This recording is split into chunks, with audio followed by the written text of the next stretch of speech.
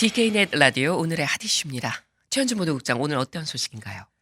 질병통제예방센터 CDC가 긴급 경보를 내고 임신 중이거나 최근 출산한 여성들의 코로나 백신 접종을 강력하게 권고했습니다.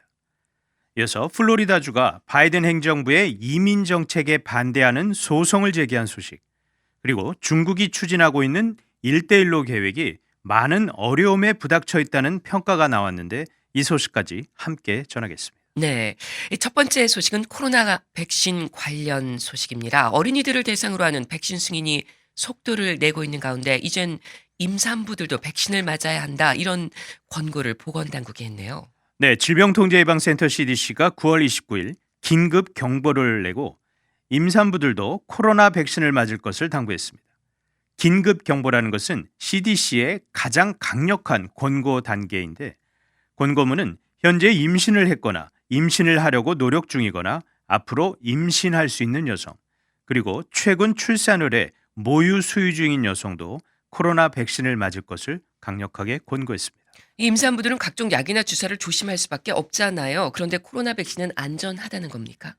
네, CDC는 임신을 했거나 임신을 고려 중인 사람은 코로나19 백신을 맞을 것을 강력히 권고한다라면서 백신 접종의 혜택이 이미 알려진 또는 잠재적인 위험을 훨씬 더 능가하기 때문이다라고 설명을 했습니다. 예, 임신 중에도 코로나에 감염된 여성들이 있겠죠. CDC는 9월 27일 기준 12만 5천여 명의 임신부가 코로나 확진 판정을 받았다고 밝혔습니다. 이 가운데서 2만 2천 명은 입원을 했고 이 중 161명은 사망을 했습니다. 지난 8월에는 22명이 숨지면서 팬데믹 이후 가장 높은 월간 사망률을 보였습니다. 예. 자, 임신한 여성들의 백신 접종률은 어느 정도나 되나요? CDC는 지난 9월 18일을 기준으로 임산부의 31% 정도만이 임신 전 혹은 임신 기간 동안 백신 접종을 완료했다라고 밝혔습니다. 또 백신 접종률은 인종과 민족에 따라 차이가 있었는데, 인종별로 보면 아시아계가 약 46%로 접종률이 가장 높았고 중남미계 25%, 흑인이 약 16%로 임신한 여성들의 백신 접종률이 나왔습니다. 네. 자, 임신한 상태에서 코로나에 걸리게 되면 어떻게 되는 겁니까? CDC는 코로나 관련 입원 감시 네트워크의 자료를 인용해 올해 질병이나 출산을 위해 입원한 임신부들 가운데 코로나 확진을 받은 경우에 약 97%는 백신을 맞지 않았다고 설명을 했습니다. 백신을 맞지 않았을 경우 산모만 위험해지는 것이 아니라 신생아에게도 영향을 줄 수 있다고 CDC는 경고했습니다. 네. 임신 상태에서 코로나에 감염이 되면 조산을 하거나 아기가 신생아용 중환자실 ICU로 가야 하는 경우가 있다는 건데, 거기다가 코로나로 인해 사살한 사례들도 다수 보고됐다라고 CDC는 설명했습니다. 그렇군요. 자, 보건당국에서 임산부를 대상으로 한 백신 접종 권고가 이번에 처음 나온 건가요? 아닙니다. 로셸 월런스키 CDC 국장이 이미 지난 8월에 임신부들에게 백신 접종을 권고한 바가 있었습니다. 그런데 이번에는 그 권고가 아니라 긴급 경보로 훨씬 더 격상이 된 것입니다. 예. 월런스키 국장은 29일 성명에서 임신은 특별한 시간일 수도 있고 또 스트레스가 많은 시간일 수도 있다라면서 특히 팬데믹 기간의 임신은 가족들의 걱정을 더한다 이렇게 밝혔습니다. 하지만 임신했거나 임신을 고려 중인 사람은 아기와 자신을 안전하게 지켜줄 코로나 백신의 혜택에 관해 의사와 반드시 상담할 것을 권장한다라고 강조했습니다. 네, 잘 들었습니다. 다음 소식입니다. 이 남부 플로리다 주가 조 바이든 행정부를 상대로 소송을 제기했네요. 그렇습니다. 론 드센티스 플로리다 주지사가 29일 애슐리 무디 플로리다주 법무장관과 함께 공동 기자회견을 열고서 현재 바이든 행정부가 시행하고 있는 이민 정책들이 불법이다라면서 소송을 제기했다라고 밝혔습니다. 특히 당국이 미국과 멕시코 국경을 통해 밀입국하려는 불법 이민자들을 체포하고서도 이후 이들을 다시 미국 내로 석방하는 부분을 문제를 삼은 것입니다.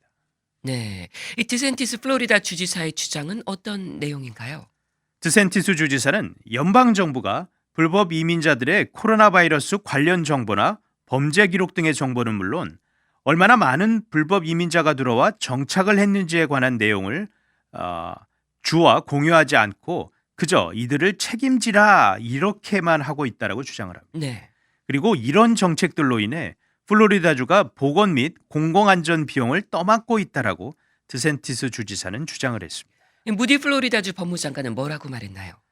무디 장관은 일부 이민자는 합법적인 난민 절차를 받고 들어오지만 많은 사람이 그렇지 않다라면서 특히 범죄와의 연관성을 지적을 합니다.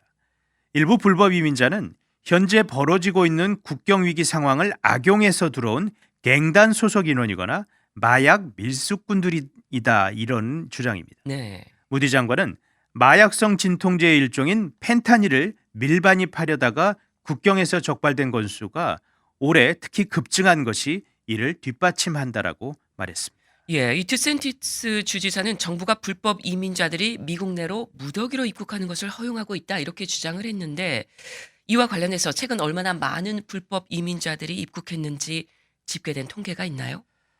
최근 알레한드로 마요르카스 국토안보부 장관이 이에 관해 설명을 한 것이 있습니다.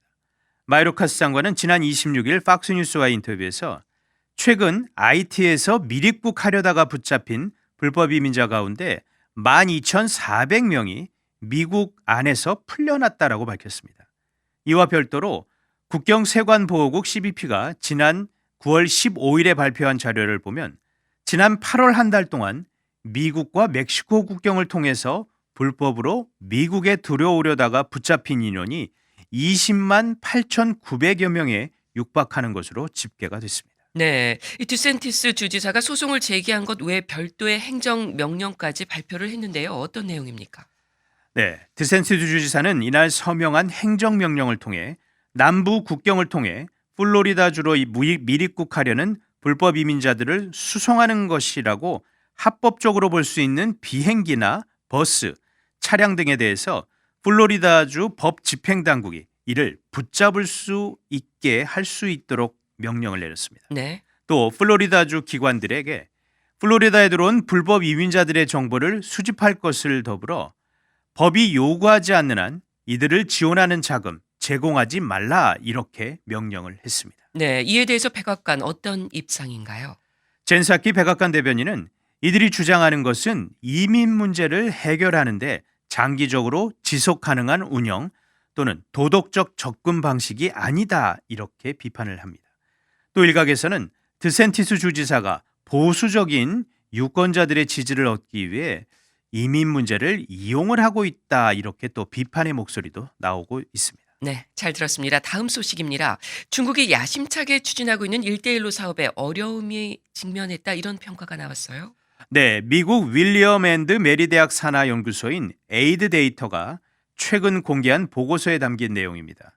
보고서는 중국의 1대1로 사업이 실행 동력을 상실할 위험에 처했다 이런 분석을 내놨습니다. 네, 이 1대1로는 시진핑 중국 국가주석이 직접 제창한 거잖아요. 그렇죠.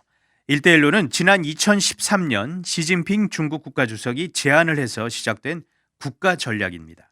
대대적인 사회 기반 시설 투자를 통해 중국을 중앙아시아, 유럽, 그리고 아프리카 등과 연결해 중국의 경제적 영향력을 확장하겠다는 야심찬 계획이었습니다. 이런 1대1로 사업이 실행 동력을 상실할 위험에 처했다. 그 이유가 뭡니까? 보고서는 부패 문제, 노동 규약 위반, 환경 오염, 그리고 공공 항의로 실행에 어려움을 겪고 있는 게 이유다라고 지적했습니다. 보고서는 그러면서 이런 어려움에 부닥친 사업이 35%가량 정도가 된다라고 설명을 했습니다. 네, 1대1로 사업이 현지에서 반발을 사고 있다 이런 보도가 종종 나온 걸로 기억하는데요. 그렇죠. 보고서는 1대1로 사업에 참여한 나라들이 부패나 과다한 비용, 그리고 부채 문제, 중국과 친밀한 관계를 유지하는 걸 어렵게 하는 여론 변화 이런 것 때문에 규모가 큰 1대1로 사업을 유치한 것을 후회하고 있다. 또 이런 지적도 했습니다. 네, 1대1로 사업에 참여한 나라들의 부채 문제도 논란이 되고 있잖아요. 맞습니다. 사업을 진행하면서 중국으로부터 너무 많이 돈을 빌리는 나라들이 있어서 그렇습니다.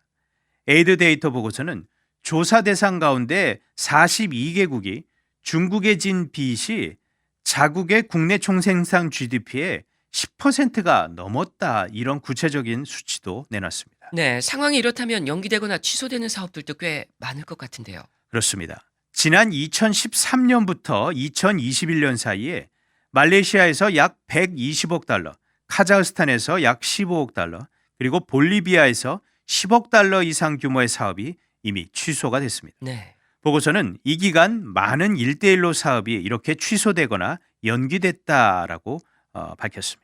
이 중국 정부도 1대1로 같은 해외 개발 사업에 천문학적인 돈을 투입하고 있지 않나요?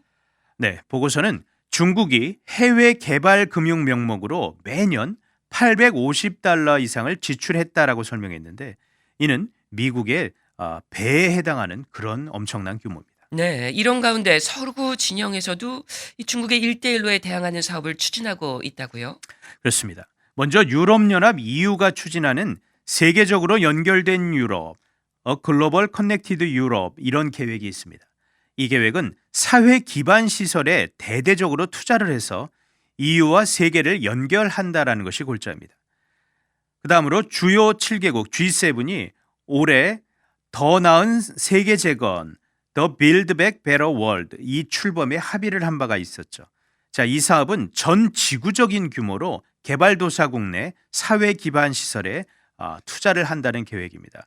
사실 뭐 이 외에도 이 규모는 이거보다 조금 작지만 중국의 1대1로에 맞서는 그런 것들이 유럽이나 또 이런 데서 상당히 유치가 되고 또 계획이 되고 구체적으로 실행이 되고 있기 때문에 여러 면에서 이 중국의 1대1로는 상당한 험로가 앞으로도 예상이 됩니다. 네, 잘 들었습니다. 지금까지 오늘의 핫 이슈였습니다.